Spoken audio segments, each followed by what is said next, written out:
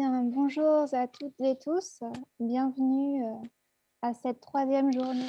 Welcome to you all. Welcome to the third day of the International Symposium, Women in Abstraction. Before we start, or before I start by introducing or presenting the content of the session, or the first session of the afternoon, I want to tell you that the symposium is bilingual in French and English, and you can choose the interpretation and the simultaneous interpretation on the bottom in French and English. And I'll also ask you to ask your questions in the Q&A section of there again at the bottom on the bottom of the screen, rather than in the chat. And as the moderator for the session, I will pass on your questions, your written questions, to the speakers, and we'll have discussion after the three presentations. And of course, you can ask your questions in French or in English, in whatever language you choose. So now I want to try to introduce this the second doctoral session that has been organized by the Pompidou Center, the AWARE Association, and the LEGS, the Gender and Sexuality Studies Laboratory. And that laboratory is supported by COMU UPL, which is bringing together three institutions: the CNRS, the National Center for Scientific Research, the University of Paris Nanterre, and the University of Paris 8. And I'm speaking today on behalf of that partnership between institutions as a PhD candidate in philosophy at Paris 8. On behalf of the institution, I want to give my warm thanks to Jean-Marie Scolar, who's the head of the Spoken Word Department and the Culture and Creation Department at the Pompidou Center. And thank him for inviting these organizations to give a voice to young researchers in this symposium. I also want to thank again Marie Chanel and Eleni Pantelaras of the AWARE Association, especially for having put us in contact with the scholars that will speak today. And Jean-Marc Scolar, and I want to recall, and Jean-Marc Scolar really insists on this, that the speakers today have been selected by the scientific committee of the symposium. The committee was made up of Christine Massel and Karolina Lewandowska from the Pompidou Center, of Camille Morino and Mathilde Tashiska for the AWARE Association, but also of Eric de Chassé, Charlotte Fouché-Zarmagnan, and Abigail Solomon-Godot. The speakers you will hear were thus chosen for the relevance and the interest of their current research.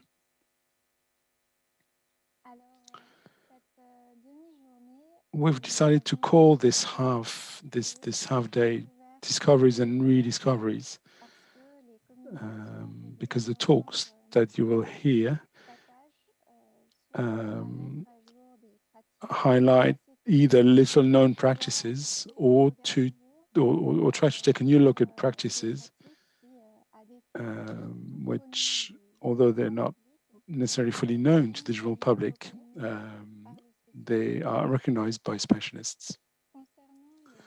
Concerning the rediscoveries, we'll first listen to a presentation called Dancing Abstractions, Suzanne Duchamp and Sophie Taube-Arp by Talia Kwartler. Talia will put the works of Duchamp and Taube-Arp in a dialogue, and in this way she will try and show us how their abstract production was impacted, infused by their relationship to dance. And Talia's presentation will also rediscover what was overlooked by a certain nature of the Dada movement that these two artists belong to.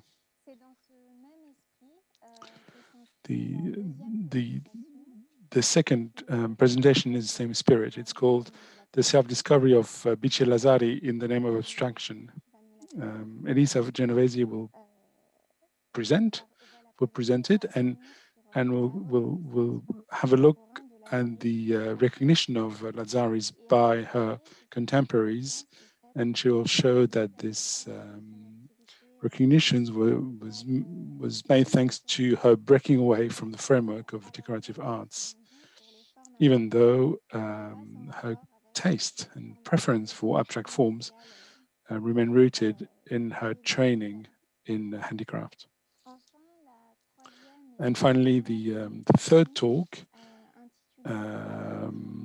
Gendered Abstractions in Buenos Aires, will speak mainly of discoveries, because the artists that Ayelen and Pagnanelli will talk about were not really recognized for their work in the lifetime, and they were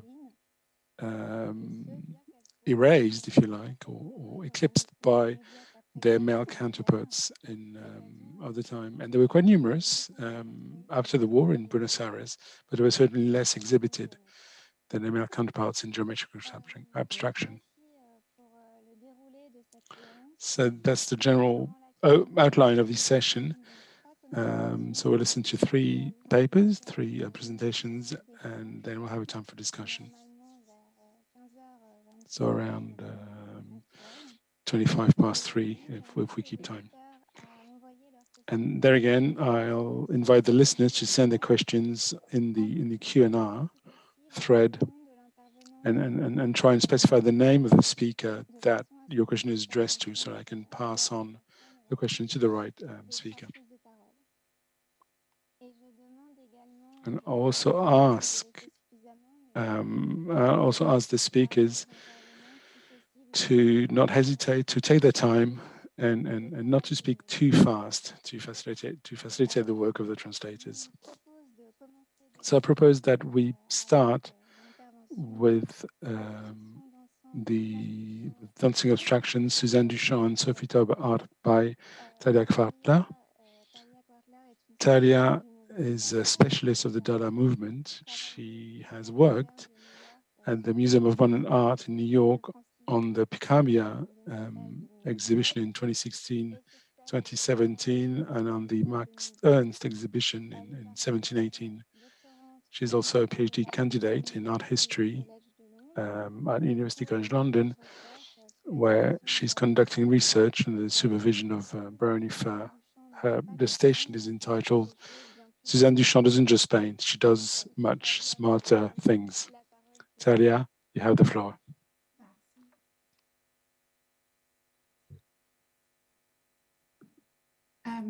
I think the host needs to enable screen sharing.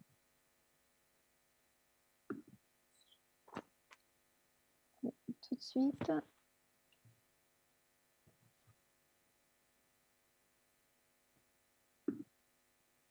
Perfect.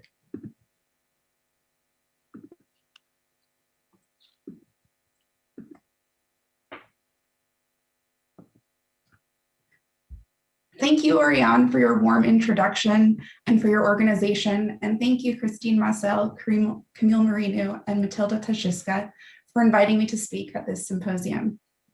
I am delighted to share with you today a paper that draws from my doctoral thesis, Suzanne Duchamp does more intelligent things than paint. My research explores the material languages that Duchamp worked with to transform the medium of painting, focusing on the distinctive way she used modern materials. By posing a series of questions about the artworks that Duchamp made between 1916 and 1922, I single out her contributions to the avant-garde, shedding greater light on the Dada group, within which Sophie Tauber art featured prominently. As many of you likely know, there is a major retrospective of Tauber art's work on view now at the Kunstmuseum Basel that will travel later this year to Tate and the Museum of Modern Art in New York. To that end, I would like to thank Anne Umland, the organizing curator at MoMA of the retrospective, for encouraging my research on Tauber art, especially during the pandemic lockdowns of the past year. Many thanks as well to Patrick Julien, Antoine Monnier, and Séverine Gossard for their essential support that has made my doctoral research on Suzanne Duchamp possible. Christine Marcel and Emma Devania wrote in their exhibition catalog for Danser sa vie of 2011, l'histoire de l'abstraction ne serait pas ce qu'elle est sans la danse. Building upon their research, My paper explores the relationship between Suzanne Duchamp's and Sophie Teuber-Arp's bodies of work by focusing on the medium of dance. Within the history of the avant-garde, dance has often been as marginalized as women artists themselves. For Duchamp and Teuber-Arp, dance was a critical means for them to explore the material possibilities of abstraction. Duchamp used the language of dance as a language that she intertwined with painting, poetry, and the ready-made. Teuber-Arp trained as a dancer with Rudolf von Laban and brought the expressive and experimental power of dance to her work in the fine arts and the applied arts. This paper moves from Duchamp's Cubist painting, Jeune fille au chien of 1912, to the iconic photograph of Teuber-Arp dancing in Zurich, wearing a collage costume made by Jean Arp, to Duchamp's Scottish Espagnole of 1920, a watercolor that draws its abstract subject from dance diagrams related to the popular folk dance of the Scottish Espagnole. Looking at Duchamp's and Teuber-Arp's abstractions through the lens of dance provides the opportunity to think afresh about how they used the medium as a language to construct abstract forms and subjects. In her work as a visual artist, Suzanne Duchamp pushed painting towards new heights of material and geometric abstraction. In October 1912, she presented Jeune fille au chien at the Salon de la Section d'Ur, the landmark exhibition at the Galerie de la Boétie in Paris. The show brought together many different veins of Cubism present in the avant-garde, also showing, for example, the artist's brother, Marcel Duchamp's Nude Descending a Staircase, #2. While Duchamp's place within the exhibition has been occluded from history for various reasons, inventories of her estate record that Jeune fille au chien was included in the show, reintroducing Duchamp back into this milieu of artists, many of whom went on to participate in Dada activities on both sides of the Atlantic, forces a reconsideration of their move towards abstraction. In Jeune fille au chien, Duchamp constructs geometric and multiplied representations of her subjects, a young girl and her dog, who rotate around the composition as if to the rhythm of their own partnered dance. In her recent study of the relationship between dance and abstraction in the avant-garde, Nell Andrew describes how one can fall too easily into unproductive literalism, interpreting abstract paintings' visual rhyming, rhythmic composition, and repetitious phrasing as a visual translation of bodies in motion. Although Duchamp enacts the gestures of paired moving bodies in both Jeune fille au chien and Scottish Espagnole, in the latter, Duchamp transforms the ephemeral movements of dance into the enduring geometries of a painting. A photograph by an unknown photographer captures Teuber-Arp dancing in an elaborate costume.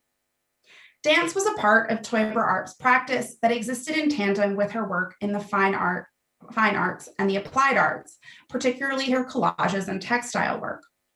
In the image, Teuber-Arp wears a patterned dress decorated with shimmering materials, an abstract mask, and clawed arms. While Birgit Krupp has described Teuber-Arp's garb as a collage of papers worn over a dress. The photograph often features within histories of Dada because it is one of the rare images of a Dadaist dancing with a costume and mask. In her research on Teuber-Arp, Andrew has characterized the challenges posed by this photograph as related to the myth of origin surrounding the artwork. Andrew argues that the photograph demands an investigation of Dada as a medium of, an investigation of dance as a medium of Dada, a form of knowledge that is both for and against the codes of language in that it privileges the living body. When thinking critically about the place of dance within Dada, Teuber-Arp serves as a linchpin, connecting the bodily realm with that of the visual arts. During this period, Teuber-Arp was working across media as a teacher of design and embroidery in the Applied Arts Department of Zurich's Trade School, as a student of dance at the Laban School of the Art of Movement, and as a member of the burgeoning avant-garde scene in Zurich. Like Teuber-Arp, Duchamp used dance to explore how geometric forms could operate together within pictorial space. However, the biggest difference in their approach was that Teuber-Arp was a trained dancer.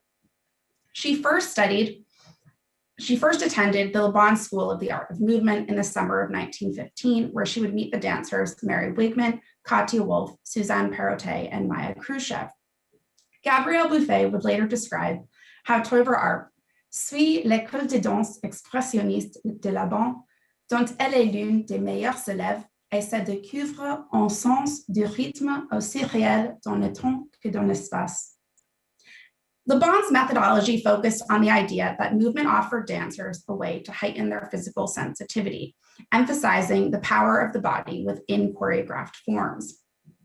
Through sensory and improvisational means, Le Bon encouraged dancers to reconfigure movements and dance patterns to achieve their own dance sense. In their visual artworks, Duchamp and Teuber Arp brought together painted geometries with lyrical synchronicity. Both Teuber Arp's and Duchamp's abstractions draw parallels to contemporaneous dance diagrams published by Le Bon to illustrate his theories about the relationship between the body and space. Whether composed of arabesques, bodies, or geometric notations, Le Bon's diagrams reveal that abstract forms underlaid the principles of his school of dance. For Teuber Arp, as well as for Duchamp, the gestures of dance offered another language with which to experiment within the visual realm. While involved with Dada in Zurich, Teuber Arp's explorations of different forms of abstraction, whether through dance, painting, embroidery, or beadwork, carry throughout her art. Writing of her dance, The Song of Flying Fish and Seahorses, Hugo Ball described a dance full of points and fishbones, full of flickering sunshine and glare and a piercing acuity. The lines shatter on her body. Every gesture is subdivided 100 times, sharp, bright, pointed. Ball's characterization of shattering lines and forms draws a parallel to how Teuber Arp's geometries operated in her visual artworks.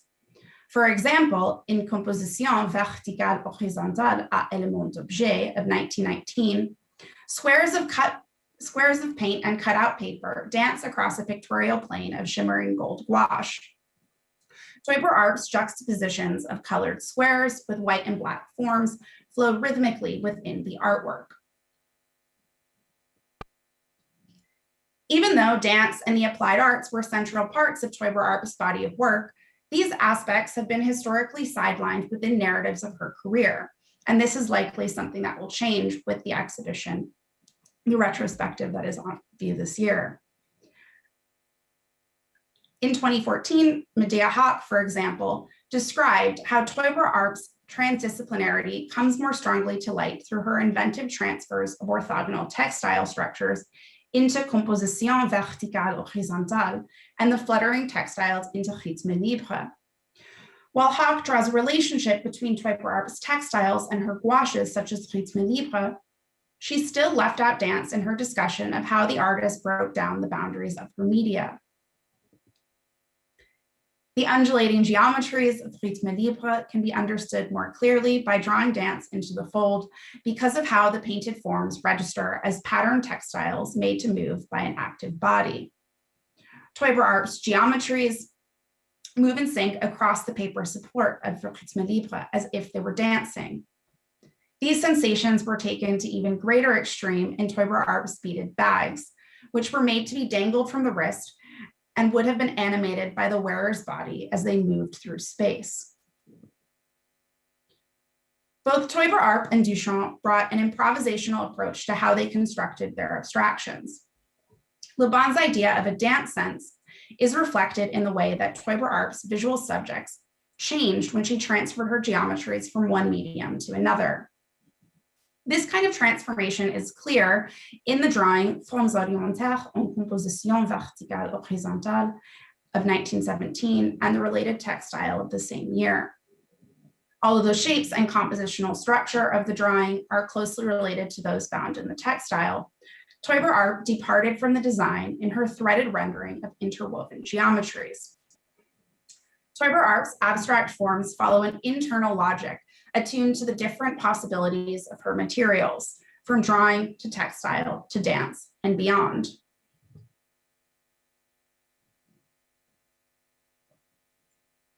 Even though Duchamp was not trained as a dancer herself, her Scottish Espagnol still performs its own kind of visual and verbal choreography.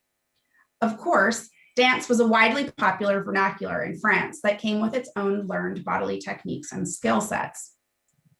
By bringing the worlds of folk dance and popular music into Scottish Espagnol, Duchamp constructed pictorial forms evocative of dance diagrams and musical notation.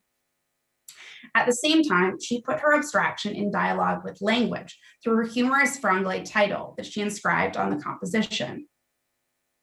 The Scottish Espagnol, the dance, also known as the seven-step, was a slow polka that became popular in France around the turn of the 20th century. It was a French variant of a partnered folk dance called the Scottish that originated in Bohemia and spread in different forms throughout Europe and the Americas. As the theorist Jean Dudin would write in Que ce que la danse of 1921, l'humble et plébéienne polka est la plus rythmée de toutes, est précisément celle que l'on intitule de la sorte sont généralement celles qui s'éloignent le plus d'une cadence simple et facilement perceptible, d'une accentuation franche et nette. The titular subject of the Scottish Espagnol was popularized in the contemporaneous song La Scottish Espagnol, also of 1920, by the band Persico, led by the cyclist turned singer Andre Persico, which you can hear now with all of its trills and trumpets.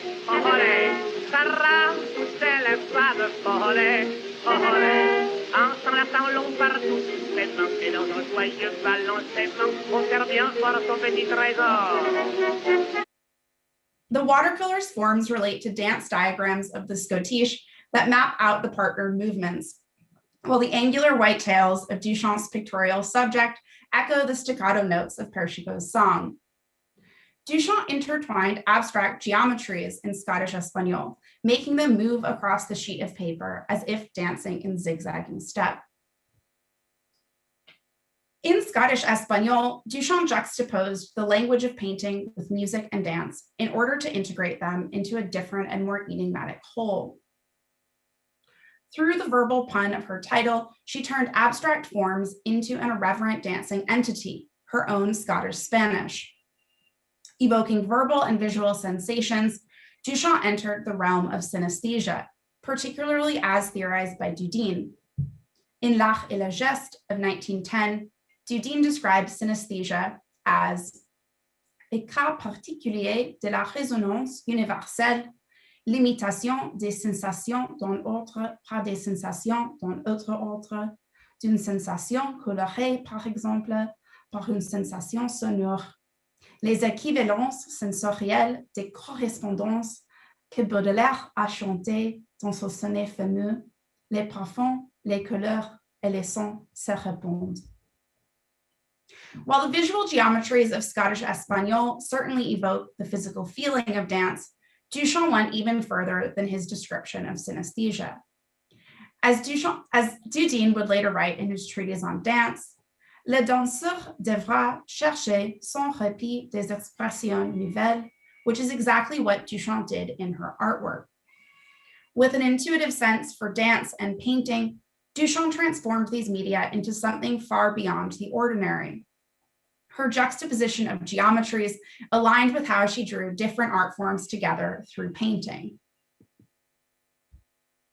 In Scottish Espagnol, Duchamp turned the illustrated steps of contemporary dance diagrams into the rhythmic patterns of painted forms. Her watercolor is a hybrid work that uses dance to widen the scope of what a painting could do and what a painting could be. Duchamp situated Scottish Espagnol at the intersection between dance and music, linking the watercolor to the movements of the Scottish Espagnol in contemporary dance diagrams that depicted the partnered steps alongside written instructions. One such series of diagrams was published in Toutes les danses modernes et leur théorie complète par le professeur Charles. The lines and geometries of the watercolor Scottish Espagnol draw upon the diagrams for the steps of the related dance. Using diagrams like these as sources, Duchamp was simultaneously learning how to dance and how to turn the popular medium into a pictorial form. Even though she departed from the specifics of the dance diagrams, they remain central to her construction of Scottish Espagnole, offering her a new way of considering the relationship between her partner geometries. Duchamp's painted inscriptions connect dance to the visual through her juxtaposition of pictorial geometries with words.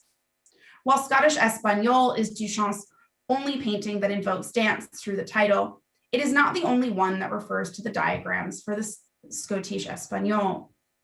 Her contemporaneous watercolor Séduction is even more closely related to these diagrams, particularly that explaining the movements for the glissade. In Séduction, it is as if Duchamp made the dance diagram into a pictorial composition by rotating parts of the source to turn the steps of dance into the geometries of a painting. Characteristically, her forms are changed further by the addition of cryptic inscriptions, Séduction et force grâce, that emphasize the sensations of a partner dance rather than the steps themselves. In both Séduction and Scottish Espagnole, Duchamp turned the world of performance into a new language for painting. She pushed her enticing geometries towards abstraction through the medium of dance. Dance was a language that Duchamp and Toiber Arp used to explore the limits of abstraction. The enigma of Scottish Espagnole, in particular, lies within its perplexing indecipherability as a dance, a song, or a painting. The joke of the title, with its juxtaposition of nationalities, is reflected in the watercolor's playful slippages between media. Buffet would later describe Toiber Arp's artwork in a manner related to Duchamp's ongoing redescription of the means of painting. For Buffet, Toiber Arp's work existed in un domaine mystérieux du même ordre que nous percevons sans pouvoir le formuler et où se trouve peut-être le seul réel raison d'être, la clé du mystère de toute invention artistique. Duchamp, like Toiber Arp, used dance to push the boundaries of painting, expanding it during a period when the Dadaists were challenging the medium from all sides. The interrelated shapes and forms of Duchamp's and Toiber Arp's pictorial works can be used to draw out a metaphor from Jean Dudin's description of how geometries function within the medium of dance. La géométrie prend, pour les danseurs, une bien autre importance quand il s'agit de leur trajet, he writes. C'est surtout dans les danses collectives que ce jeu de figures géométriques prend une importance capitale. Pour tout groupe de danseurs, la géométrie est un facteur d'ordre et d'organisation essentiel et merveilleux. Elle établit entre les exécutants une solidarité de toutes les secondes qui décuple la puissance expressive de leur activité et centuple l'intérêt, la variété et l'agrément ornemental de leurs évolutions. Dudin offers a way of considering the decisive role that the paths that dancers and artists take has on the development of their careers and legacies. The rhythms of geometries flow within a painting as they do within a collective group of artists. By drawing out the potential of the geometric movements of dancers, Dudin's point can be read metaphorically to emphasize the way the activities of like-minded artists like Duchamp and Toiber Arp complicated the narratives of Dada as recounted in art history. Drawing Sophie Toiber Arp and Suzanne Duchamp into dialogue with dance and with each other allows for a better understanding of how they worked between media to expand the radical potential of abstraction within Dada. Merci.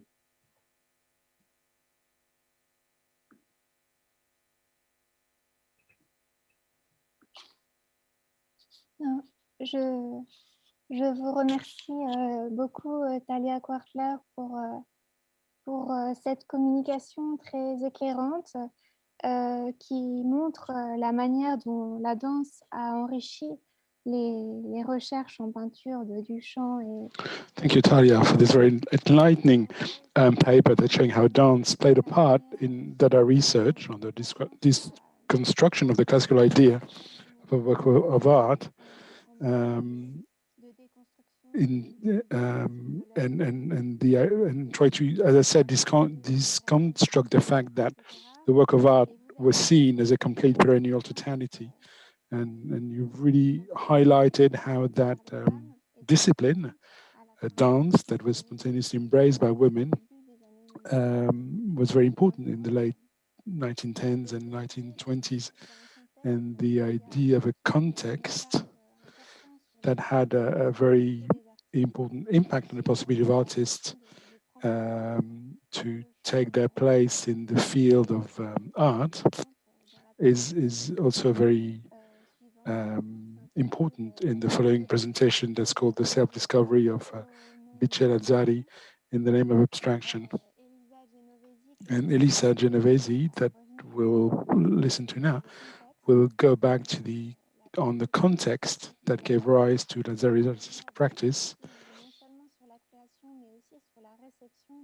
and we'll see how that context influenced not only on the creation but also the reception of her work.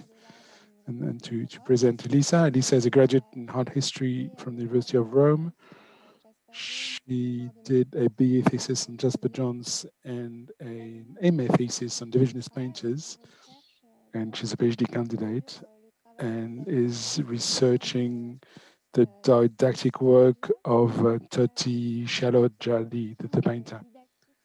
And she's particularly interested in the notion of didactics, and she won recently the Giovanni Caradente Publication Prize for Research Project on the contribution of that critic and art historian to the didactic mission of the National Gallery of Modern Art in Rome between 55 and 60.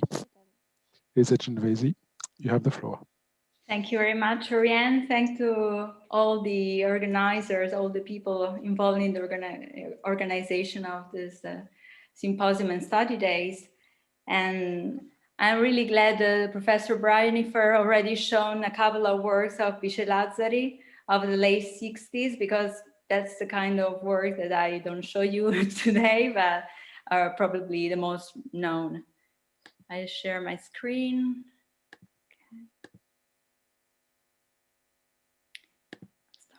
My presentation. Sorry, spoiler. Okay. Sorry for.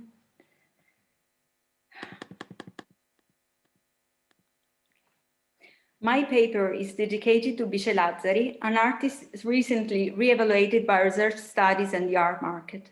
I will focus mainly on a specific moment of her life that we can outline between the late 1940s and the late 1950s. During this decade, as we will see, she developed a new awareness of herself as an artist and, in parallel, of her artistic practice, rediscovering the abstract language already embraced in her applied art production as the unique language through which she could express herself. At the same time, I will consider her personality and the reception of her work in the relationship with the post-war Roman art scene. To better understand the complexity of this path, we should start with some biographical notes. Michel Azzari was born in Venice in 1900. Passionate about art, music, and poetry, she grew up in a bourgeois family which supported her artistic attitude, letting her take lessons at the Conservatory of Music and attend the Academy of Fine Arts in Venice and Florence during the tumultuous years of the First World War. Her family, though, was quite conservative. Michel Azzari suffered for all the attempts to limit her freedom and used to describe her young self as a rebel, even if this definition seemed far from her mild and introverted character. In an interview released on the occasion of the exhibition L'altra metà dell'avanguardia, The Other Side of the Vanguard, curated by La Vergine and held in Milan in 1980, Michel Azzari shed light on the difficulties she faced as a female artist since her very beginnings. She stated that she was trained in decoration because it was considered not respectable for a young lady at the time to attend a nude class required as part of the training in painting and sculpture. At the same time, she recognized that this kind of education was crucial for her. From a practical point of view, it gave her a profession essential to assert herself as an independent working woman. And from an artistic perspective, it encouraged her to develop a peculiar taste for non-referential representations. But, as we will see, this path toward abstraction was long and quite controversial. As the art historian Sergio Cortesini stressed in his book Vice Lazzari, L'arte come misura, published in 2002, Lazzari, according to a common way of thinking due to the idealist philosophy, at first conceived her activity in the handicraft sector as minor and separate with respect of her engagement in the field of painting. This observation led Cortesini to question a critical reading who saw in Lazzari a pioneer in the affirmation of abstract painting in Italy. The scholar argued that some examples generally evoked by the critics as a demonstration of Lazzari's first use of an abstract lexicon in art since the second half of the 1920s were sketches for textile decorations. The misunderstanding was due to a biographical note dictated by the artist to her husband in the mid-1970s, where here she stated, I quote, "I operated in the abstract field since 1925, end of quote. Even if she admitted that dualism between figurative and abstract painting lasted in her practice for a long time, until around 1928-1930. The fact that Lazzari, in this first phase of her career, chose to present to the public only figurative paintings sustained Cortesini's intuition. Of course, such interpretation doesn't diminish the value of Lazzari as an artist. Moreover, we can consider her retrospective statement and as an implicit acknowledgement of the depth that her abstract painterly production owed to her experience in decorative arts. Looking at her activity more closely, we can observe that in Venice, where she lived until she moved to Rome in 1935, she collaborated with prestigious local manufacturers. Meanwhile, she exhibited paintings and some examples of applied art, even in official circumstances, as it were the annual exhibitions promoted by the Opera Bevilacqua La Masa. In these cases, the artisanal products were installed in the decorative sector separately from the major arts. In 1930, she tried to participate in the Venice Biennale, but the panel rejected the still life she submitted. If it was not easy for Lazzari to affirm herself as a successful painter, she found a wider appreciation as a designer and manufacturer. Emblematically, in 1934, she was invited to exhibit at the Venice Biennale in the textile art sector of the pavilion devoted to decorative arts. Before this opportunity, in 1931, she was among the artists involved by the Istituto Veneto per il Lavoro e le Piccole Industrie in an international exhibition of Italian handicraft hosted at the Stedelijk Museum in Amsterdam. Once again, Cortesini offers a precious insight in an essay concerning this event. Here, he analyzes the line adopted to promote Italian products in front of the Netherlands, a country recognized as a sophisticated promoter of functionalism and industrial design. In the middle of the fascist era, the dictate was to reinterpret the tradition in light of modernity, by claiming features such as the individuality of the designers and the artisanal nature of the production, both aspects reflected in the uniqueness of the products. In this context, Lazzari presented two different kinds of works.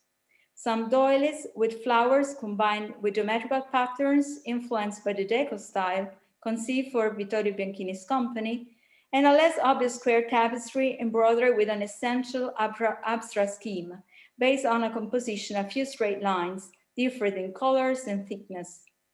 This work, already shown in 1930 at the Triennale of Monza, along with others by Lazzari that follow the same aesthetic, demonstrate a peculiar and autonomous exploration of the possibilities of abstraction in line with an international taste. The whole of her handicraft production between the mid-1920s and the mid-1930s that included carpets, cushions, bags, jewels, embroideries, curtains, and tapestries reveals that she experienced a wide range of shapes and textures, from rigorous geometrical patterns to more organic and free schemes. Apparently, there is a relationship between Lazzari's adoption of a specific language and the materials she used each time to make different decorative art objects. Her work in thin felt revealed, in fact, a preference for neat shapes, while her wool carpets generally show a combination of colored spots not limited by outlines but in dialogue with open lines. Echoes of the futurist researches led by Balla, De Pero, and Prampolini are detectable in both types of textile works just mentioned, even though Lazzari always refused to be related to the movement. In general, we can assume that she was well aware of all the leading tendencies which characterize modern taste, and she was able to reinterpret them with consciousness and creativity. After a sentimental disappointment that caused great pain in Lazzari, she decided to leave Venice and settle in Rome. In the capital, she collaborated with several architects, and her pictorial activity was almost entirely absorbed by decorative paintings. Often, she received commissions for murals that had to decorate the walls of temporary exhibitions devoted to various matters, organized by the regime with propaganda aims. These murals, which we know only through photographs and sketches, reveal the reaching of a new balance between abstraction and figuration by means of a layering that sees the subjects of the representations floating on color fields. Besides, we can observe the simplified treatment of the single elements of the compositions arranged according to a paratactic structure. In parallel, Lazzari continued her activity in the applied arts that supported her during the years of the conflict, partially spent in Milan, where her husband, the architect Diego Rosa, worked with Gio Ponti, and the immediate post-war period when she went back to Rome. Alongside the ongoing collaboration with the ENAPI, the national institution devoted to handicraft and small industries, she had other, more or less occasional professional partnerships. Lazzari designed textiles for the famous Roman company Mirice, based near Piazza di Spagna, but internationally renowned thanks to its participation in all the major Italian and international fairs. In the meantime, she worked as an interior decorator for architects such as Andrea Busiri Vici and Attilio Lapadula. The rebirth of Rome after the Nazi occupation and the end of the war implicated, among other things, the impulse to renovate the interiors of cafes, cinemas, and stores, as well as to build new structures. Lazzari was not the only artist involved in these enterprises.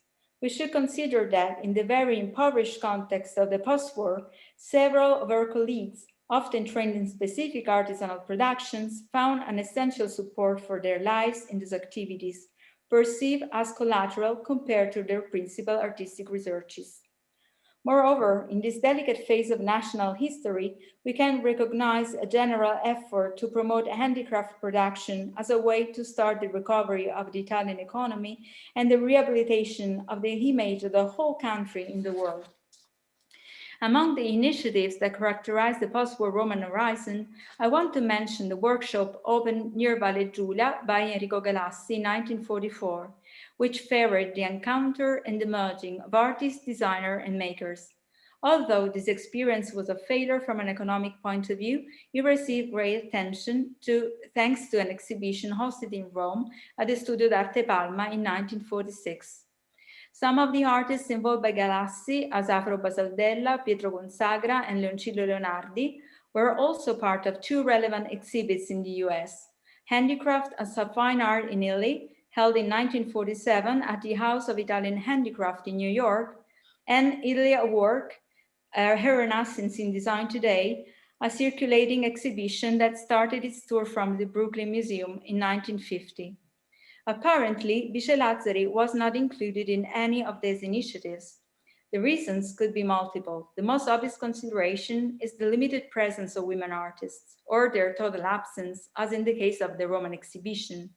Looking closer to Lazzari, we can observe that she always kept a low profile in her life. That probably didn't help her career. Then we should admit that the products made in Galassi workshop look far more traditional than the ones conceived by Lazzari.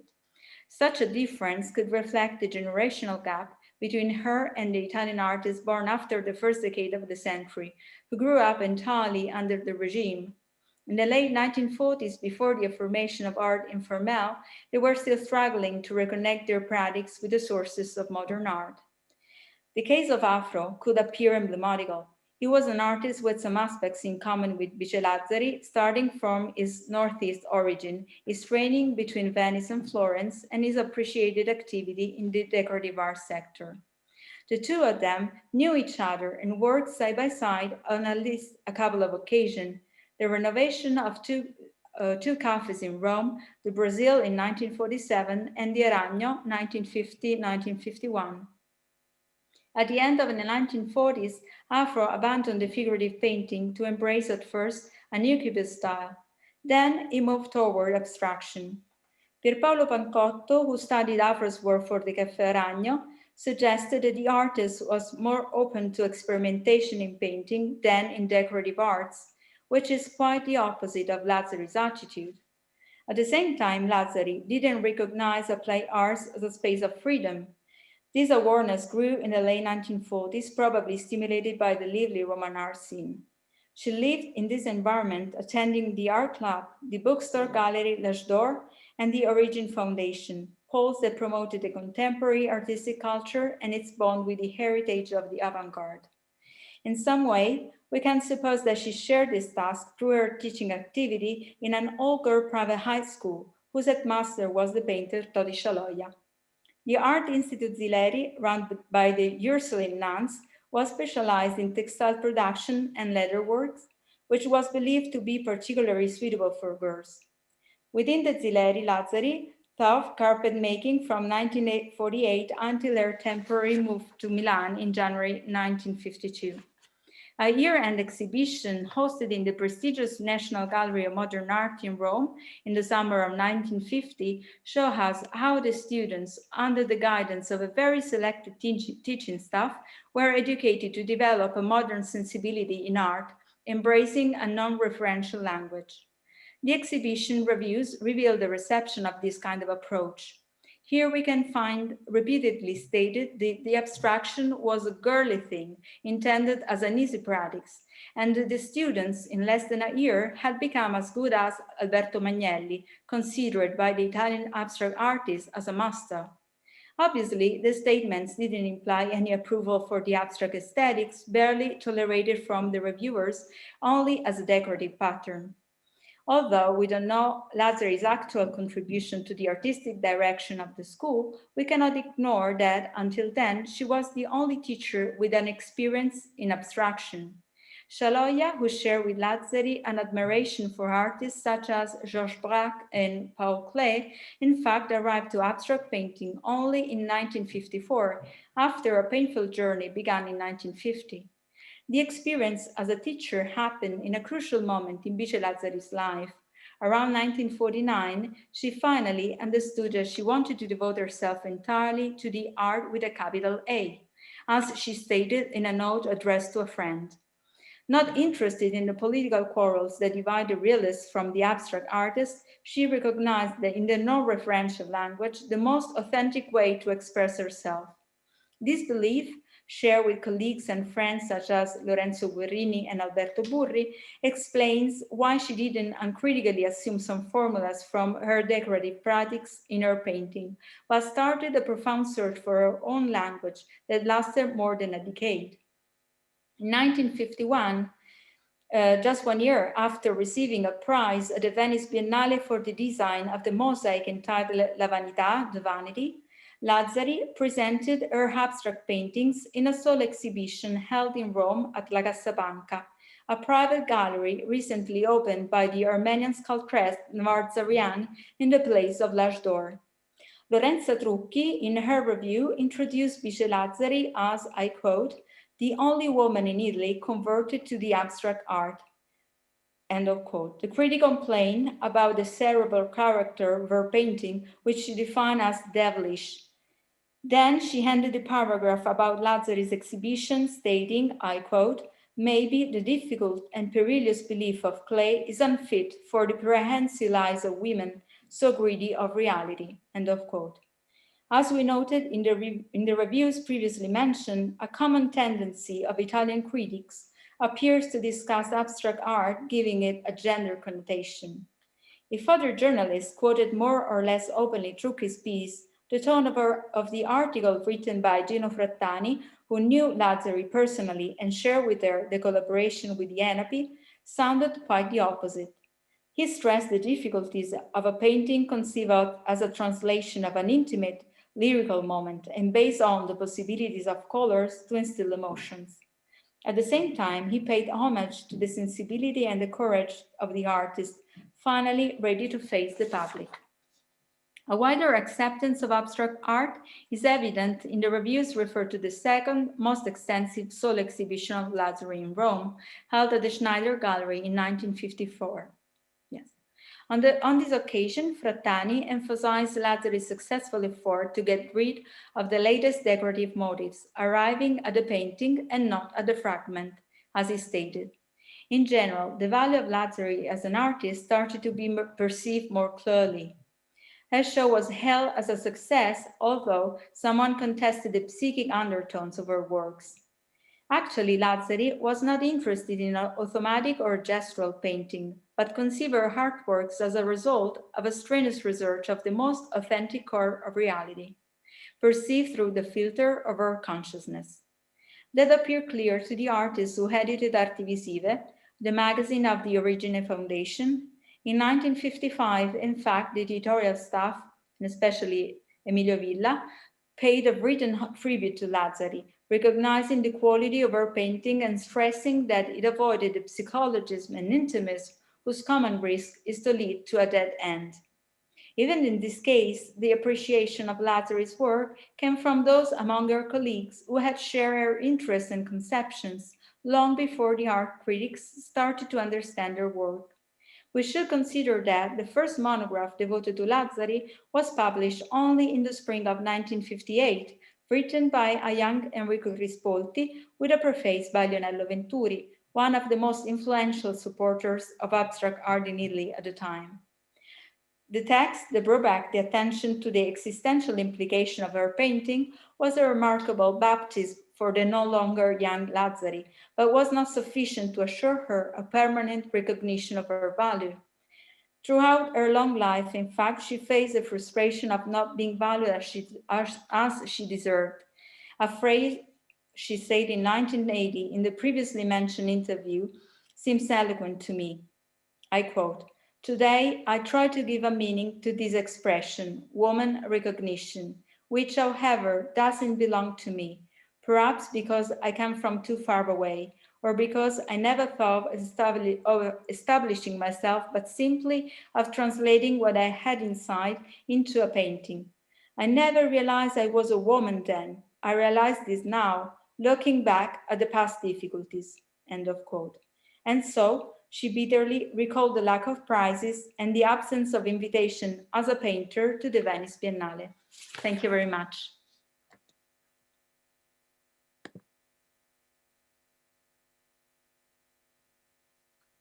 Merci beaucoup. Thank you very much, Elisa Genovesi, for this very interesting presentation, which allowed us once again to seize the importance of the context in creation and to underline all the facets of it, since you mentioned family, societal aspects, society, the artistic context, futurism, etc., with also the ambiguity that you underline, since the norms bound to the gender in Italy of the 40s obliged Lazzari to be trained in decoration, but that it is also through this means that she was able to discover the abstract forms.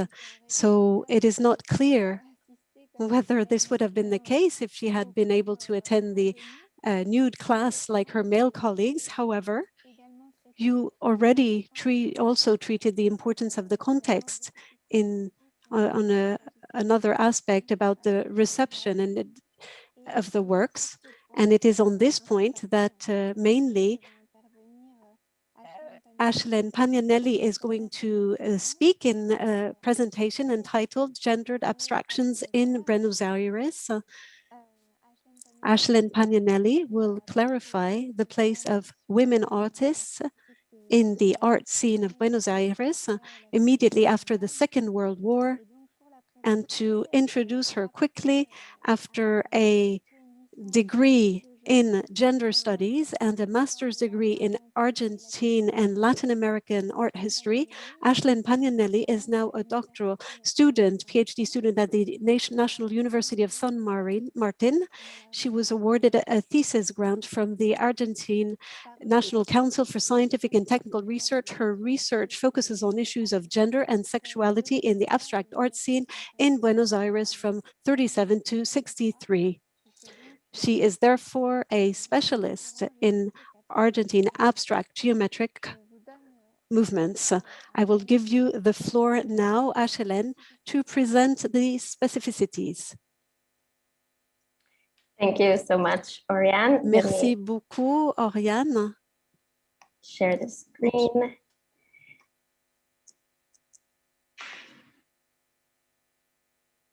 Okay.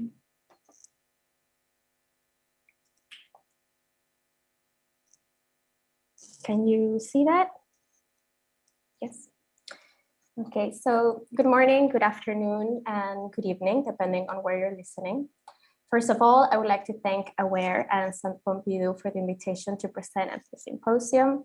It is an honor for me to be part of this event from my home in Buenos Aires in a panel of fellow female PhD candidates. I will be sharing with you part of the research I developed as part of my doctoral dissertation.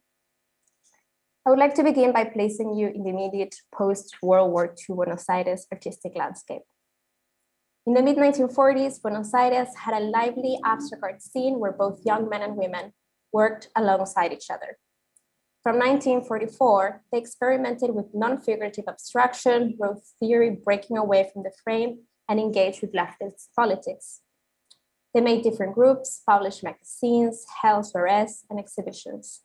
They held an utopian view of an art that would aid in the transformation of a classless society. Following our historian Andrea Junta, I consider this the moment of the emergence of simultaneous global avant-gardes, of which Buenos Aires abstraction was an example. These artists took on the legacy of abstraction when Europe was in revolt and found innovative solutions to visual problems such as the marco recortado or shaped canvas.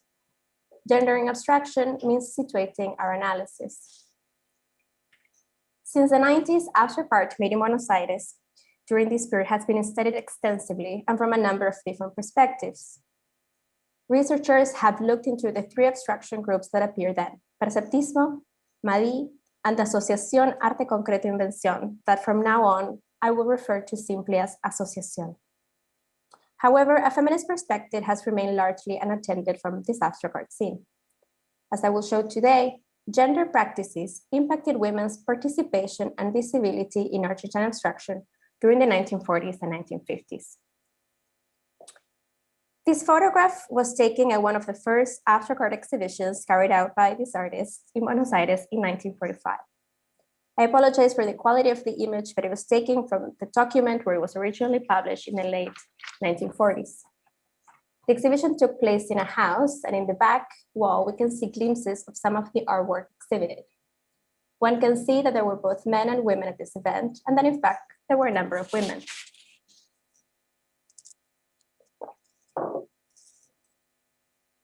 When the photograph of the 1945 exhibition was first published in a book on MADI a few decades later, these name tags that you can see were added.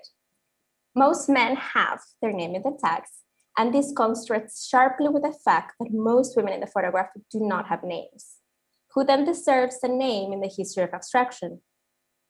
This is a photograph that accounts for an art scene that was composed of both men and women and that exposes the historical erasure of women's presence in Buenos Aires abstraction. The unavoidable question then was, who were these women? The first woman I would like to mention is German-Argentine photographer Gretchen Stern. This is because the photograph that I just showed you was taken at her house. Stern had arrived in Buenos Aires a decade earlier after studying at the Bauhaus.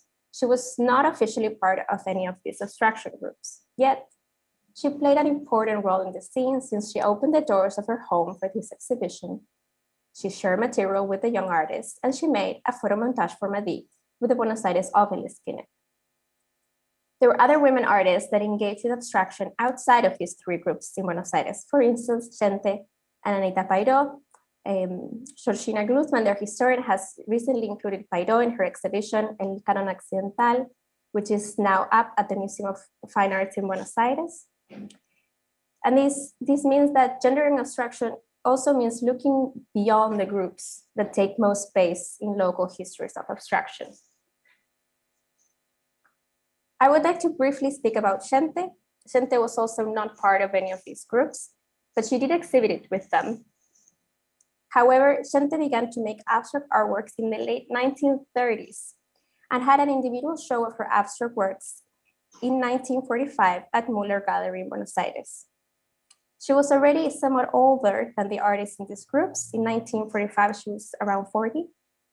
And at this time, the younger artists were struggling to find places to exhibit their works. And this was just a year after they had published the influential Artura magazine. Xente kept making art throughout her life and only had her first major museum retrospective in 2009, posthumously, at the Museum of Latin American Art of Buenos Aires, together with artist Lidy Prati, who had recently passed away. Xente produced work in a wide variety of media, including drawings, paintings, tapestries, artist books, and cellotex sculptures, which is a material derived from sugarcane.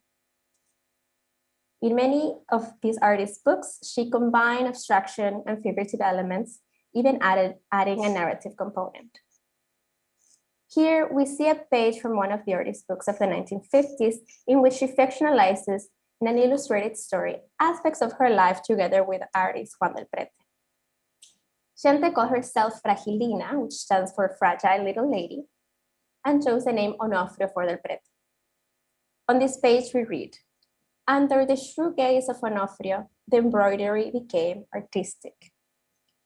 I could problematize the couple dynamics that they had, but today I will stick to Xente's production.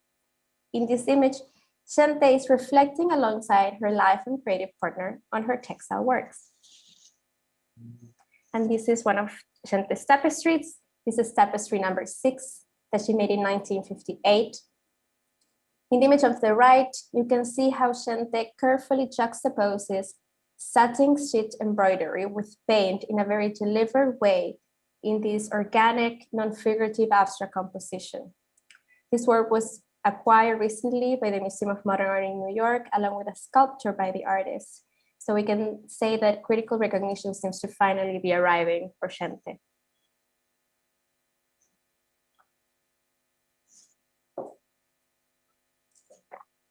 Although this symposium is centered around women in abstraction, gender in abstraction in Buenos Aires means looking at the practices of male artists as well. Many of the historical images of these abstraction groups, just as the ones in this slide, only have men in them. For instance, here we can see some of the artists that are the protagonists in most histories of abstraction in Argentina. Tomás Maldonado from the Asociación, Julia Koseche from Madi, and Raúl Loza from Perceptismo, among other male artists. These male artists who led the abstract art scene in Buenos Aires wanted to insert their ideas in the city's art world. However, they were at a disadvantage with other artists at the time since they were young, they did not belong to upper-class elite families, and had not been educated in Europe due to the war.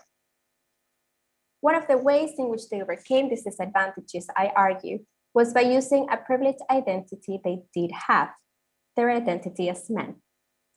They positioned themselves as part of the hegemonic masculinity in Buenos Aires in the 1940s. They were able to embody this hegemonic masculinity, characterized by being perceived as white, cis men, inhabitants of the city of Buenos Aires, and close to culture. Thus, they got a hold of the privileges that come along with being part of the hegemonic masculinity, such as obtaining cultural legitimacy for their radical visual ideas. Women engaged in this cultural scene, though they were part of these abstraction groups in smaller numbers than the male peers. By looking at many of these archival photographs, we can gather that most interactions happen between men. We can consider that the abstract art scene was predominantly a male homosocial environment. I understand male homosociality, as was posited by sociologist Bird, as those, I open quotes, interactions between heterosexual men that contribute to the maintenance of hegemonic masculinity, I close quotes. That is, social interactions occurred mostly between men, but these interactions were not innocent, but rather conducive to maintaining the status quo of power dynamics between men and women. Although these interactions happened between men, they deeply affected the women around them, partly because they consolidated hegemonic masculinities. I then suggest that male homosociality hindered women's participation in the abstraction scene in Buenos Aires. As I mentioned, there were 3 abstraction groups. On the one hand, a group called Perceptismo was created in 1947 after some members broke away from the Asociación. Raúl Loza, his 2 brothers, Obdulio Loza and Rembrandt van Dyck Loza, and Abraham Adler, who joined them. So Perceptismo had no women in it. We can say that male homosociality was absolute in this case. On the other hand, Madi and Asociación both had women in them, but they had their differences in how women and how many women were involved in them. In the Asociación, there were 3 women and around 15 in Madi. This is an image of some of the members of the Asociación. There is an overwhelming number of men sitting around a table and just 1 woman, Lili Prati. At the Asociación, only 3 out of 17 members were women. These were Lili Prati, Nelida Fetulio, who were both visual artists, and Matilde Bervin, a pianist and composer. The 3 of them were in relationships with men in the Asociación. Lili Prati was in a relationship with Tomás Maldonado. Matilde Bervin was married to Raúl Loza, and she then was in a relationship with Edgar Bailey, and Nelia Fedullo was with Jorge Sousa.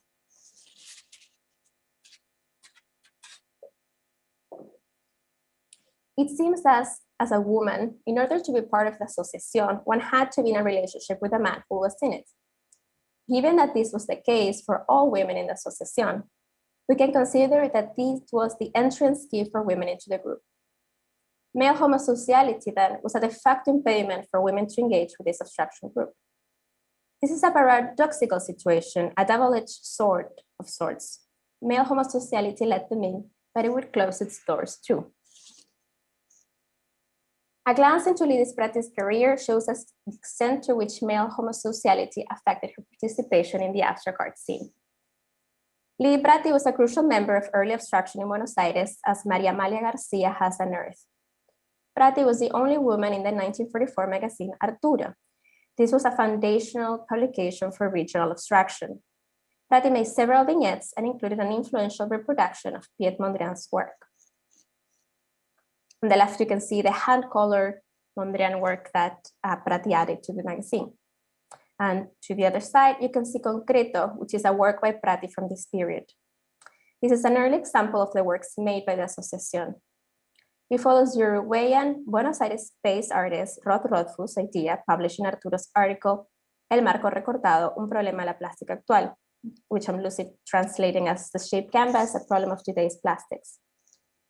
In it, Rothfuss posits his theories on the Marco Recortado, or shaped canvas. He called to break away from the traditional frame, as it echoed Renaissance one-point perspective. For him, the composition of the painting should determine the shape of the canvas. In Concreto, Prati reimagines a Mondrian painting through the lens of Rothfuss' theory. Prati made the two-dimensional geometric shapes in Mondrian become the object. These shapes determine the finalized object's frame rather than being enclosed in a rectangular shaped canvas.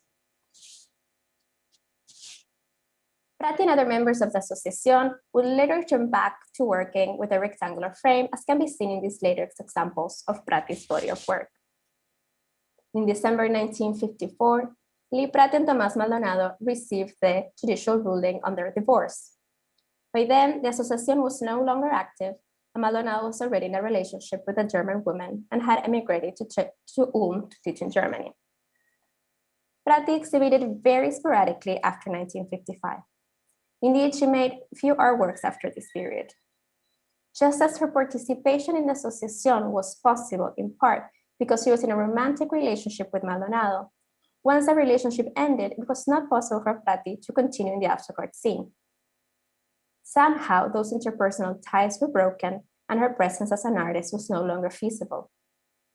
Having broken with the traditional role of wife in a scene in which social relationships were essential and occurred between men, limited the possibilities of Prati of continuing with her professional career as a visual artist.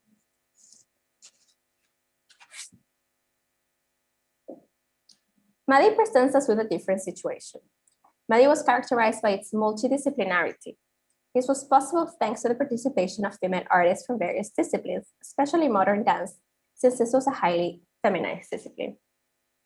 Dancers Paulina Osona and Renato Telius made dance part of Madi by executing pieces of their soirees.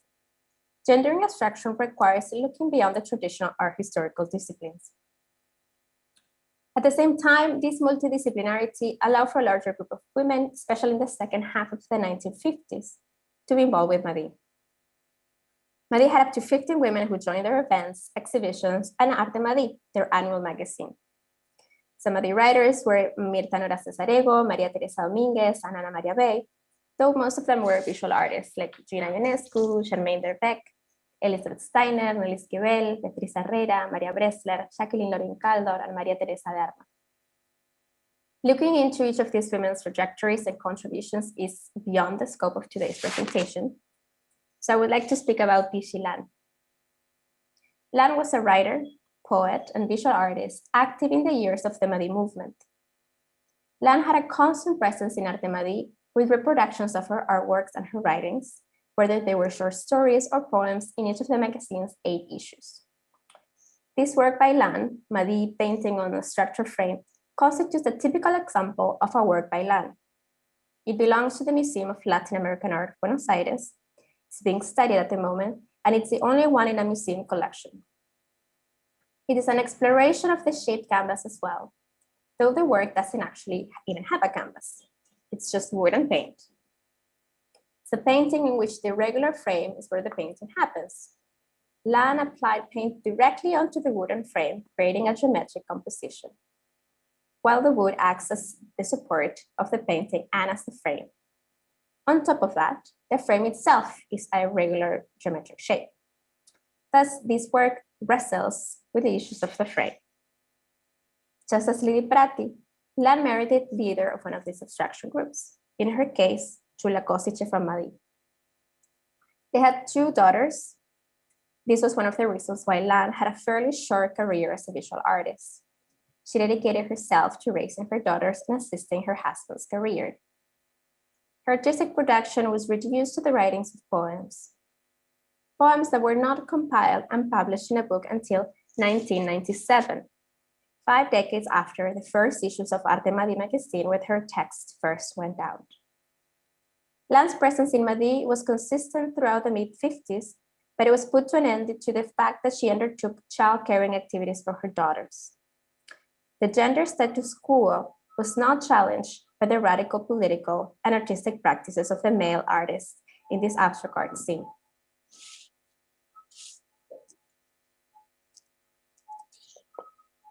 Though there were nuances in the ways women participated in the abstract art scene in Buenos Aires, male homosocial practices impacted the possibilities of their artistic production, such as in the cases of Lili Prati and Vichy Lan. Moreover, these women artists experienced a process of erasure from the histories of Argentine abstraction. I hope to have briefly shed some light on the challenges faced by some of these women and their contributions to abstraction in an attempt to gender abstraction in Buenos Aires. I would like to end this presentation by taking us to Paris, the city where this symposium was originally meant to happen. This photograph is of an exhibition that took place in that city in 1948. This is from Realités Nouvelles. Madi sent works to be exhibited there as representatives of Argentina. As you can see, several of the works are shaped canvases like the ones I have discussed. I wanted to share this photograph as a reminder that histories of abstraction are often intertwined across geographies. As such, attending both to gender and its many locations is central to writing new histories of 20th century abstraction. Thank you very much for your time.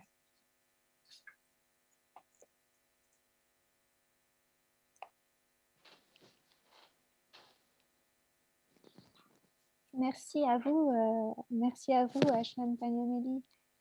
Thank you, Ayelen, for that very rich presentation on the these different trends, different currents that are not necessarily well known for us, and that composed the abstract geometrical movement in Argentina at the end or just after the Second World War.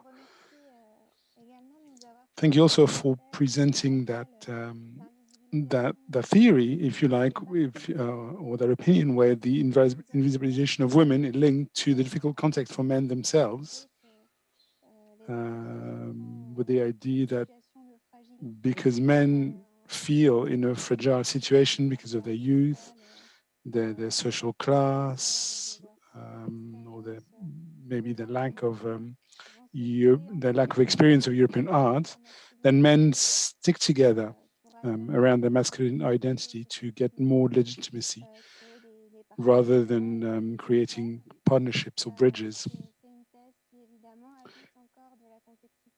And showing this adds complexity to the points that have already been raised by your colleagues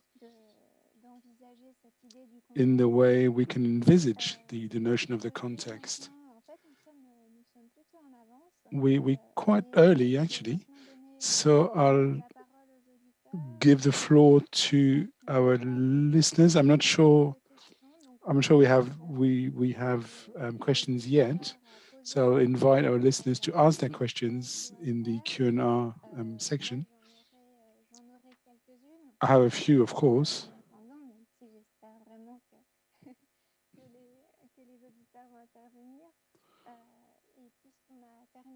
And since we've finished with you, Ayelen, I have a question to you. When I see the photograph of Lydie Prati alone among all these men,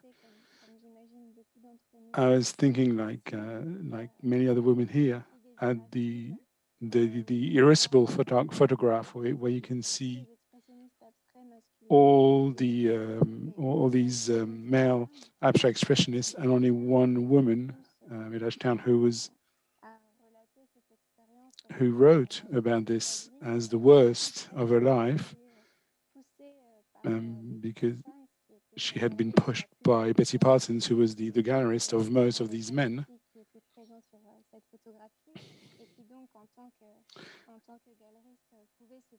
And so as a gallerist, she encouraged that female painter to be part of the photograph.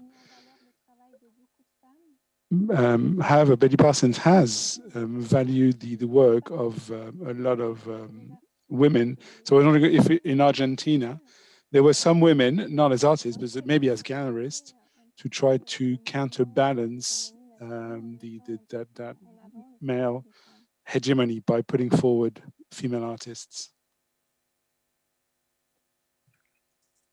So the question is if the commercial galleries helped these female artists. Not necessarily. In fact, in the 40s, they really had very little support. It's a big problem because the works weren't collected as much. So there's very few of them because obviously the artists couldn't keep them.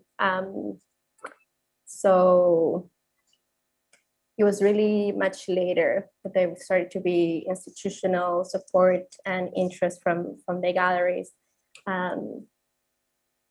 This is one of the few images, really, and they actually went themselves to see a photographer to get it taken. So no, the histories of many of these women are really entangled with the fact that there was very little market interest in them. There still is, and obviously that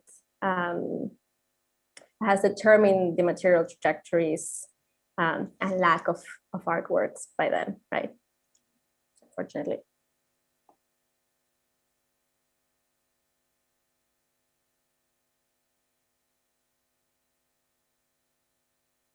Oui, merci. Oui, c'est sûr, créer et conserver de fait. Parce que created and kept, obviously, because the market also has a function and works to keep these works also. I'll continue with a few more questions, maybe if we can have so you kind of, so thank you, Ayelen, for that reply.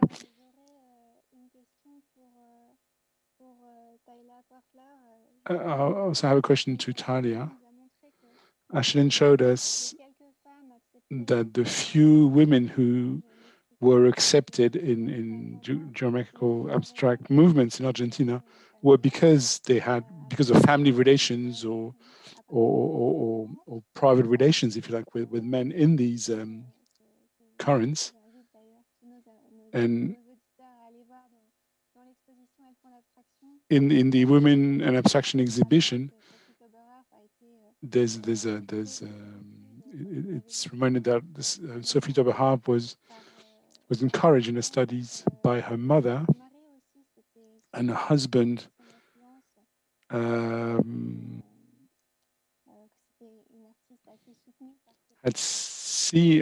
her husband had certainly supported her. And I was wondering what was the case of Duchamp, because her taking part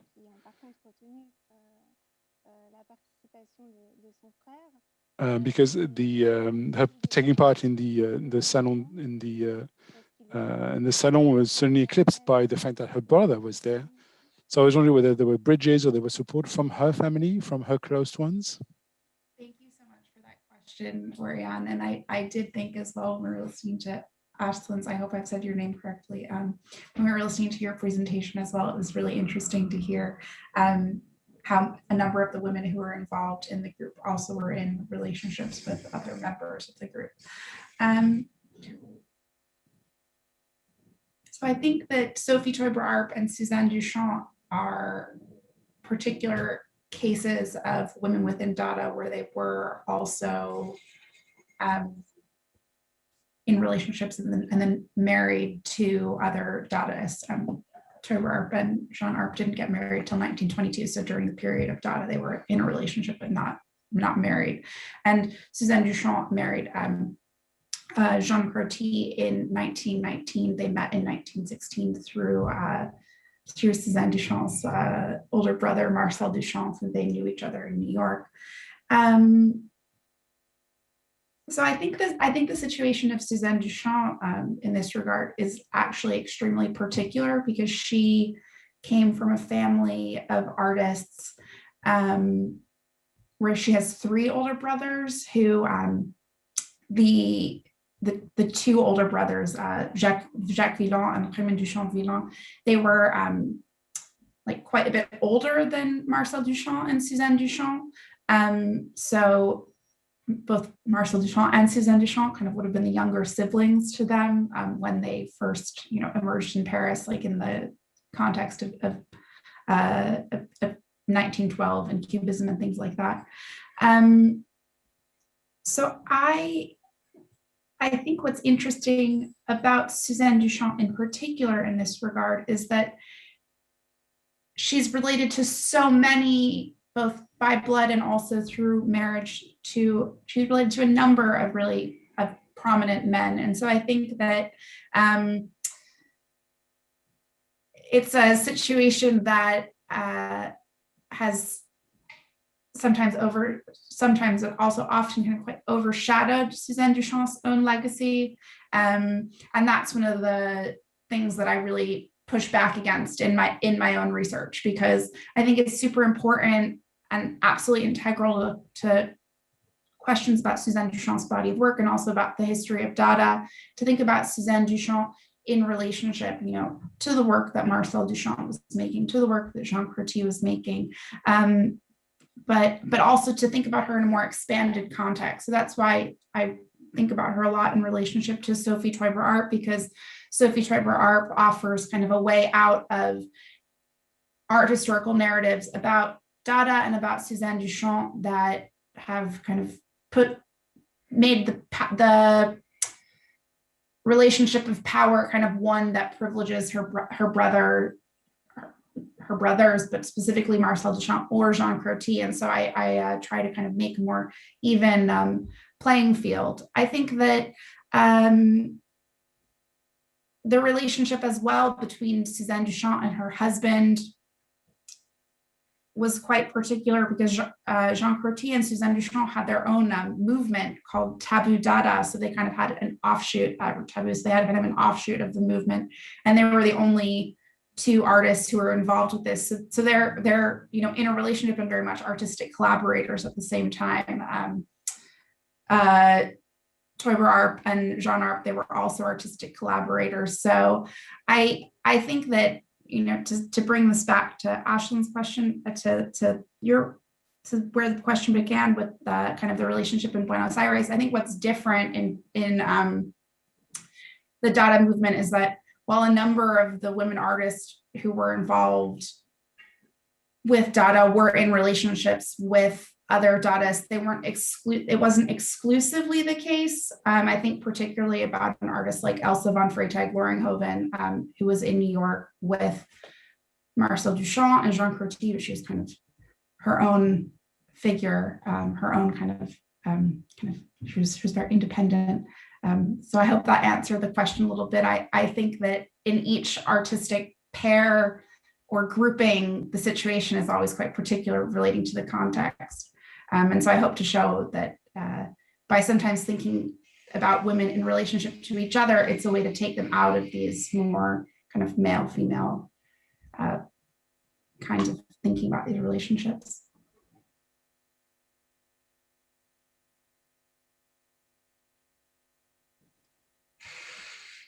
Oui, bien sûr, c'est vrai que c'est une perspective très intéressante de. Yes, it's a very interesting angle to get to the topic like this. Going back to Ayelen, I have a question from someone who's asking whether the canvases of Didi Lan were shown in New York, and if Frank Stella might have seen them, because he also used these shaped canvases. So I don't think they were ever shown in New York, though Hila Ribe, which is in one of the images I show, she was one of the founders of the Guggenheim, and she did have contact with Madi. But I'm not sure about Frank Stella, but I do think that Ellsworth Kelly was in Paris in the late 1940s. And I do believe that he exhibited also afterwards, I believe in Caracas in Venezuela with some of these artists, some of the Madi artists. So they were in touch, and he, at least Ellsworth Kelly, as far as I remember, I'm not sure about Frank Stella, knew about these shaped canvases.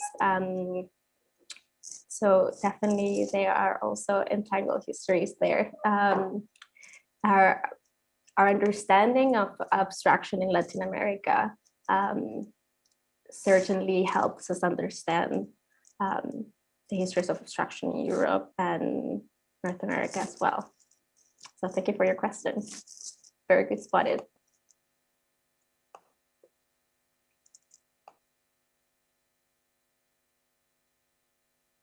I do have a question for Elisa, if I may ask. So yesterday, with Sarina, it was very interesting what the relationship of this artist was through the feminist movements at the time. So I was very curious to see, because Italy had a great feminist art movement in the 70s. So what was the relationship with this artist, with that movement? How were they able to embrace her? Were they not able to? I imagine it might have been a tense relationship. So I was hoping you could tell us a little bit about it. Very various panorama among the Italian artists, women artists. But I think that Griselda Pollock said something really relevant to me about the women artists that was raised during the modernism term. So as Visce Lazzari stated in 1980, when she was 80 years old, she never thought to be a woman because all the social system push and stress the differences between men and women. So they main focus to realize as an artist. without gender connotation. But that some difference happened probably in the generation participate in the movement during the 60s, but even in these cases we have some women that refuse to be part to the or all women artists exhibition that were organized as Lucia Marcucci or others artists that were very active in the movement and involved other women artists and art critics too. We have the case of Carla Lonzi that left the art criticism to embrace the activism. So, but I think that's something that is a bit generational. You have to see a younger generation of the Lazarus one, even if she was involved in this very seminal exhibition of the other side of the vanguard, where actually were exhibited what I had mentioned as the sketches that were at the beginning conceived as a proper artworks, but that was a way to rediscover for one of the several rediscoveries that she had during her lifetime and even now. We are here during the panel of the rediscoveries because actually there was not a definitive rediscovery once for all, and we try to give her now. I hope to reply.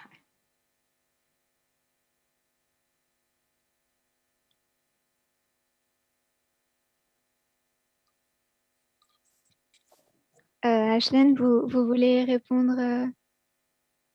Ayelen, did you want to respond to Elisa? Non. Bon.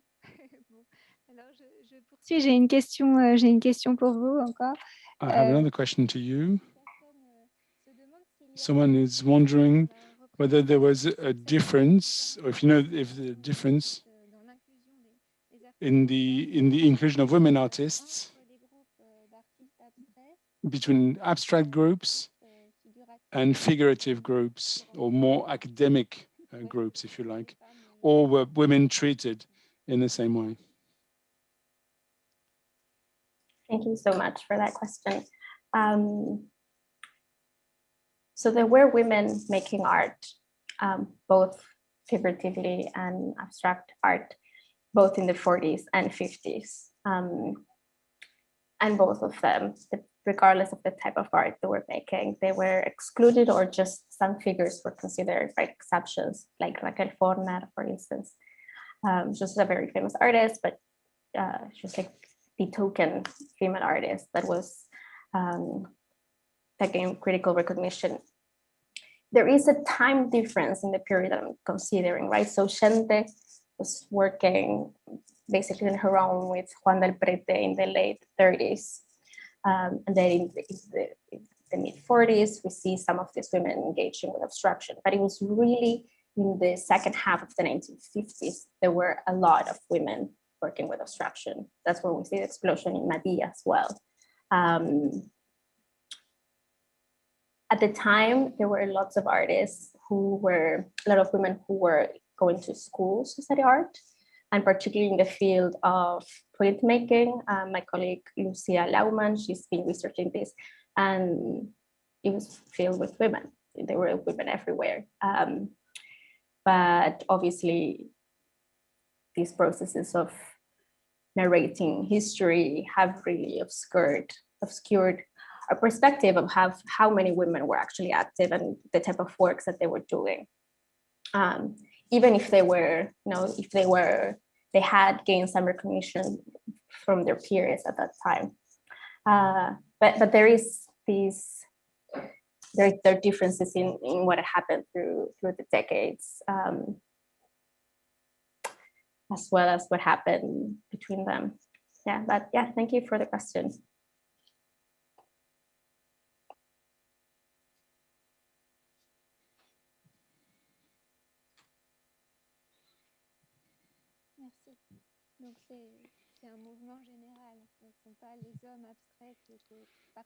So it's something that was more general. It's not abstract men who were more excluding than other men. Non-abstract men were as excluding as abstract men.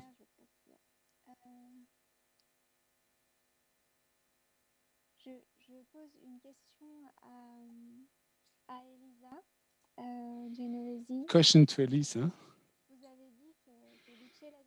You said that Bice Lazzari had refused to be linked to the futurist movement when one can maybe perceive certain influences from that movement in her practice.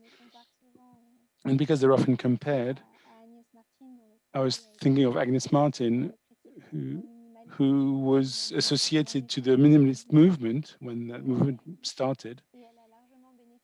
And she benefited from that reading because it was a new trend and she appeared as one of the pioneers of that movement. But once she had enough recognition to do what she really wanted, she had quite harsh words towards her minimalist colleagues. So I was wondering whether it was the same for Lazzari, whether at one stage she had explained why she didn't want to be associated to the futurist movement and what aspects of the movement she disliked. There are quite a few speculation about this reason, probably because she didn't share the tones, even the tones of the futurists that were quite harsh and aggressive. But in general, she was aware of the production of the futurists, of course. She knew them, but she has not an actual relationship with them. So her development, the development of her style was quite independent. And actually, as Cortesini reconstructed, there was an option to create a little group at the beginning of the 50s with other two male artists. There were Lorenzo Guerrini and Sebastiano Carta, but that never happened. And probably the idea to have a little group of artists would be helpful for her, as it was for Carla Cardi, for example, that was in the Gruppo Forma, even for a while. But the reality is that in the post-war period, artists needed to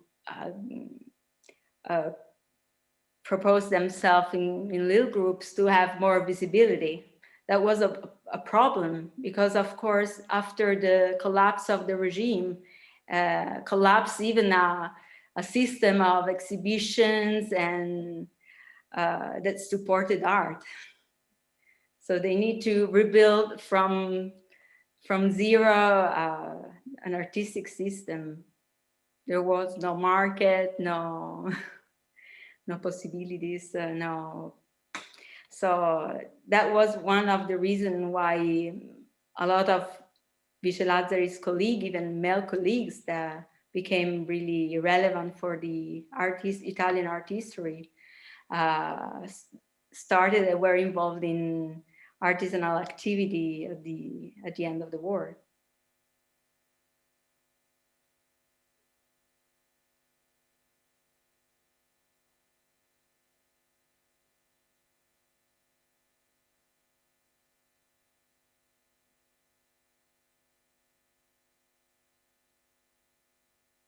Merci Elisa. J'ai une autre question pour Ayelen Pagnanelli. Thank you, Elisa. I have yet another question to Ayelen Pagnanelli. Someone is asking whether there were groups of women artists like it happened in Venezuela or in Brazil. Was that the case in Argentina? I mean, there weren't groups of only female artists, which also I'm not sure was the case in Minnesota or Brazil. But the thing is, a big difference is that we have like more token female artists both in Brazil and Minnesota, like Gego, for instance, or Lisha Clark, Lisha Pape. So these other countries have like at least one very strong, exceptional woman artist. That wasn't the case in Argentina. Even if, you know, some figure like Prati could be later on constructed as a very important figure like that. At the time, you know, after the 1950s, she just didn't have the same space in the scene at all for that to happen, to have that same support. But no, there weren't groups of particular female artists. I'm very interested in seeing what were the connections among these artists. Very hard to research, but no, these were the groups that existed at the time in abstraction in Buenos Aires. Open for new research to find if there were other groups somewhere else, definitely. But it's something that you could see previously. So Georgina Glusman, she has studied a lot of female-only salons that happened more of the turn of the century. So where there were different organizations of women for women to exhibit art. This didn't translate onto the period that I am researching.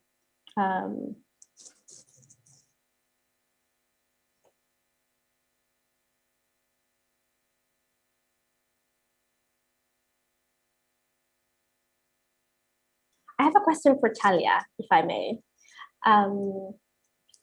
So obviously dance was also important in some of these groups, and I'm always interested in how we can be more interdisciplinary, even as art historians.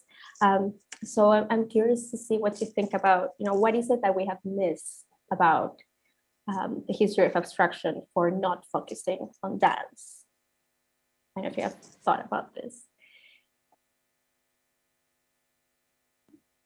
Thank you so much for that question. And it's a really spot on one. I think what I find so compelling about kind of thinking about dance in relationship to the visual arts. Of course, Sophie Teuber was a dancer and a visual artist, while Suzanne Duchamp was more of a visual artist exclusively.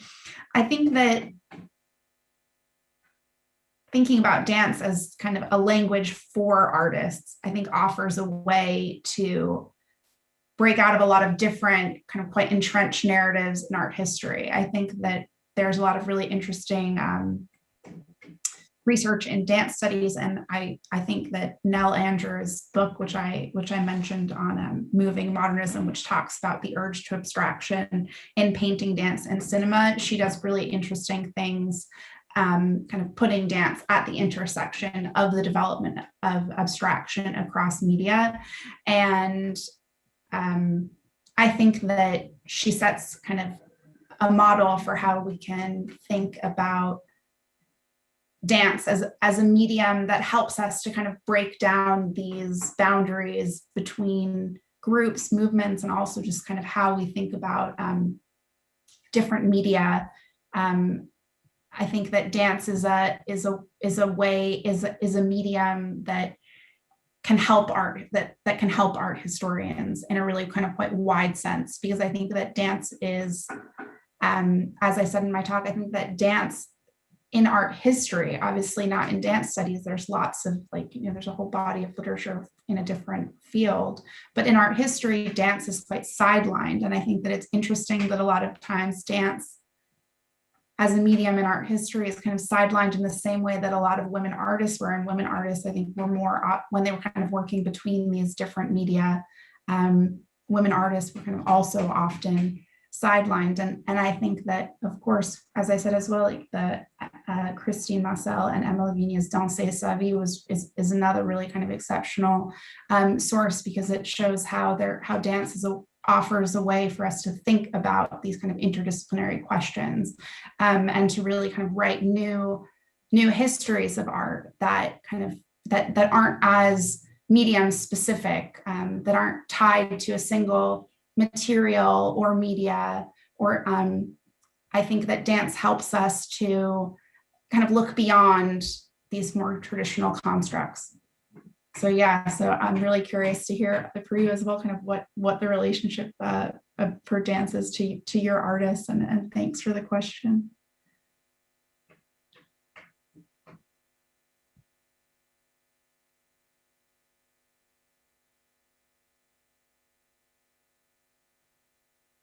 Bien, nous allons devoir clore cette. We'll have to close the session. Our time is up. I want to thank the listeners. Thank you for listening to us. I want to thank you for your questions, and I want to thank Laure Choblot and Madena, who have animated the chat, who send the questions to me. I want to thank Christine Bolleron, who has worked with me preparing this half day. I want to thank the translators, Una and Yves, who have enabled each of you to hear what was happening live, and all the technicians that were crucial to the organizing of that symposium: Cyril, Benoit, Saïd, Hamid, and Lionel. And of course, I want to thank Talia Kwartler, Elisa Genovesi, and Ayelen Pagnanelli for sharing their research with us. And I want to thank all of you for insisting on the importance of context for creation and recognition, and also the fact that it's crucial to build a favorable context for art and women artists, even though it's not very easy. It also shows that one cannot think the practice of women independently from a context that would be favorable to everyone. So thank you all. And the symposium continues this afternoon, and will start again at 4:30 with our presentations on collaborative creations. And Marie Chanel will be moderating the session. I wish you all a good break and a studious afternoon. Thank you.